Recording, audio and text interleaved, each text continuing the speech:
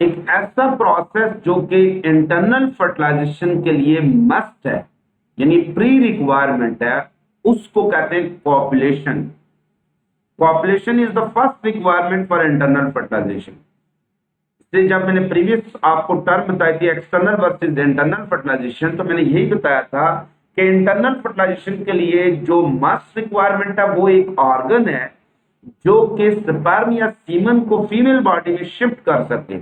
उस ऑर्गन को कहते हैं कॉपुलेटरी ऑर्गन, और हायर एनिमल में इसको पीनस भी कह रहे होते हैं। अब ये जो कॉपुलेटरी ऑर्गन है फर्स्ट टाइम किस में बना था? शायद फर्स्ट टाइम ये रेप्टाइल में बना, और this is the very important adaptation for terrestrial mode of life. अगर लाइफ ने पानी से खुश्की में शिफ्ट आना था तो ये प्रोसेस और कॉपुलेटरी ऑर्गन भी उतना ही जरूरी है जितना लंग्स जरूरी थे। जरा खुश्की पर आने के लिए आपको इंटरनल फर्टिलाइजेशन की तरफ जाना पड़ता है, बार बार पानी में से आपने अवॉइड करना है कि वापस पानी में जाए और वहां पर रिप्रोडक्शन करें, इससे कॉपुलेटरी ऑर्गन बना। तो ये जो प्रोसेस है जिसके जरिए male process of transfer of sperm of semen into the female body, ये एक ऐसा प्रोसेस है जिसके जरिए मेल स्पर्म या सीमन को फीमेल बॉडी में शिफ्ट कर रहा है for internal fertilization. This is called copulation, और इसके लिए जो ऑर्गन चाहिए होता है that is called copulatory organ और पीनस।